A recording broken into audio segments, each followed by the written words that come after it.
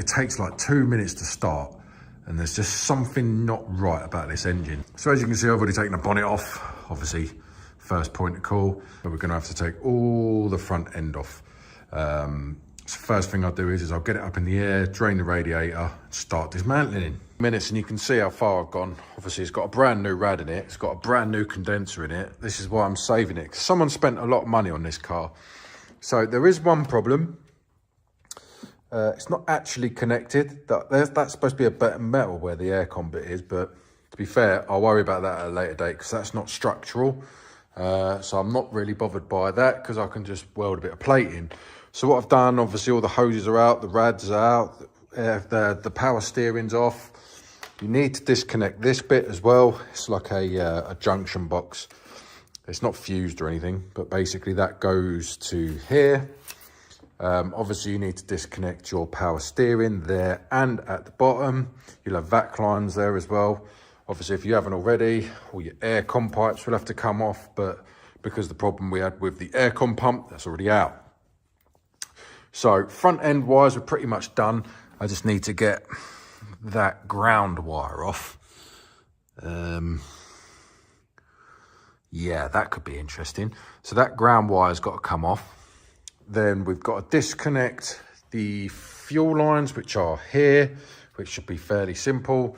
Then it's just a case of heater lines and the ECU. Then underneath do the prop, the exhaust, which is not going to be fun. Yeah, so let's crack on with that bit now. You've got to disconnect this tiny little plug, which connects to the steering rack, because otherwise you're just going to rip it out. Obviously, you need to disconnect the cruise control and the throttle. You don't have to disconnect the kick down because obviously you're taking the gearbox out. Fuel lines, you've got one here. That could be problematic when you try to remove it. So you're probably better off taking the clip out. Yeah, or not. I might do that. Oh, someone's already been there by the looks of it. So that means I can just pop that out of the way. So got a bit more movement in it now. Right, so obviously I've just removed the heater valve. It's just easier out of the way because obviously when the engine comes up, I haven't disconnected that side, but you do need to disconnect that side. Now we just got to get that loom out. Yeah. So we're all pretty much good to go now. The loom is out. Obviously it connects to the ECU, it connects to the ABS and connects to some other module that I don't know what it is. And it all goes through there. Obviously because it was a bit tight, I couldn't film. So yeah, it's a doddle, 2 10mm, take that out, ECU out, ABS module and something else, which I don't know what it does. But yeah, so that's pretty much top end done. So now we need to go bottom end, take the prop off and attempt to get that bloody exhaust off. The engine is near enough ready to come out. The gearbox has been disconnected, all the props done, the exhaust done. Someone really thought about the exhaust. They actually put new nuts and bolts in, which makes me think someone's had an exhaust on this at one point because they've put new stainless steel covers on and everything. But someone's really looked after this car, I'll give them that. So basically we just got to get the 2 engine mounts out and yeah, take the engine out. I hate this bit. But I don't wanna miss you, baby. So I stand up and speak just my mind. Oh.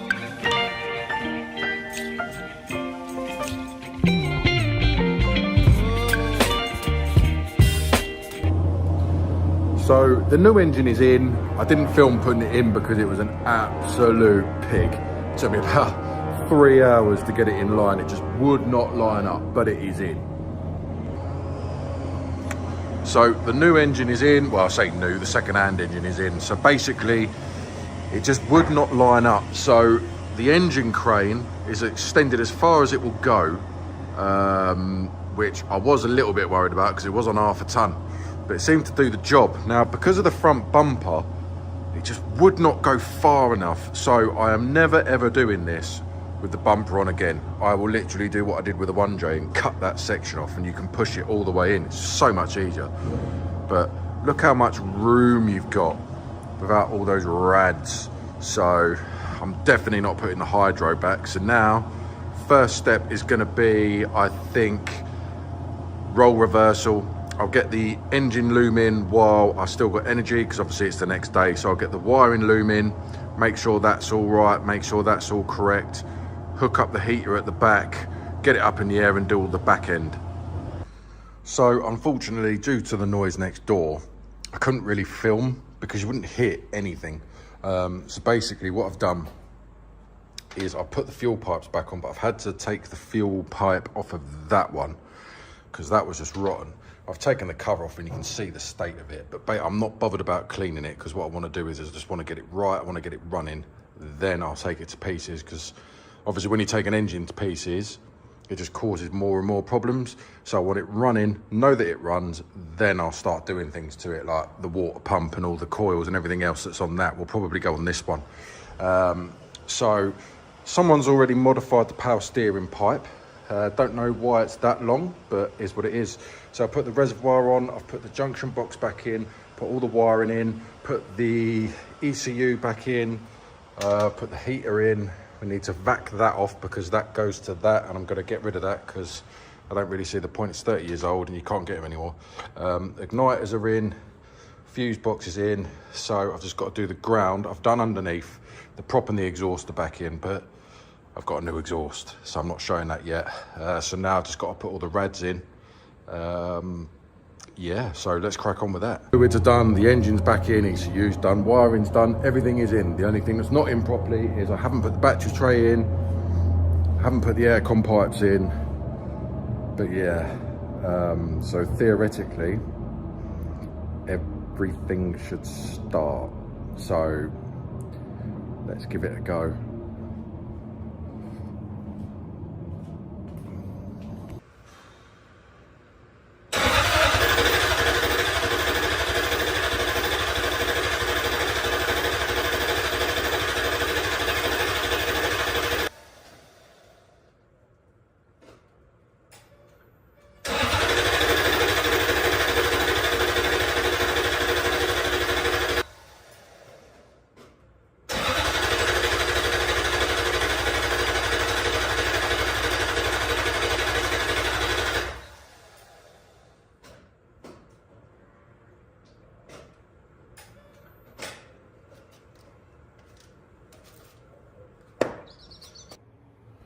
So ignore the hair, it's a couple of days later.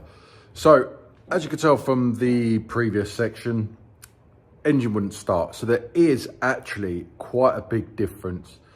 Even though the engine's exactly the same, the ECU is different, and the way they run is completely different. So the 9495, which is the apparently has got a little bit more power and a little bit more responsive, which there is something different because the ECUs are completely different. They're more like a 1J with the 4 pins instead of the 3 pins. So the biggest problem was, after doing some digging, I had no 12 volts, I had fuck all. I had 3 volts to injectors, I had 3 volts to the coils and 3 volts to the distributor. So the main problem, and it seems to be all right apart from it's running really rough now. Once I gave 12 volt feed to basically the fuel system, it runs, but now it's running, not lumpy, but it's got that cold, it's got another cold start problem where it will run and then it just won't idle. It probably won't do it now I'm on video, but I'll show you. So it's a really weird fault. So if you know what it is, then help me out, but I'll probably figure it out by the time this video goes live, but it will just start and die.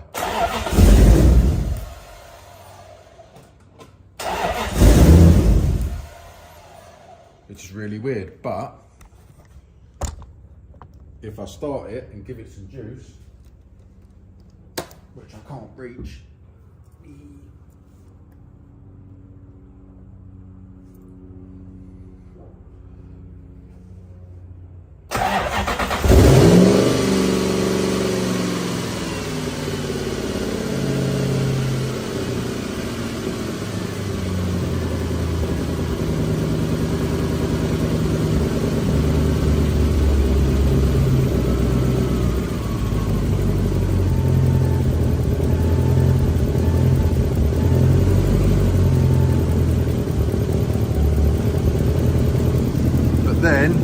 run once you give it some throttle, and then after about 2 or 3 minutes it will just pick the revs up. It's almost like the TPS isn't working, but I've changed the TPS for that one and reset it, and it's still doing it. So unless coils are gone or there's an earthing problem somewhere, but earthing it doesn't seem to make much difference either. It's really strange. So yeah, that is the engine swap.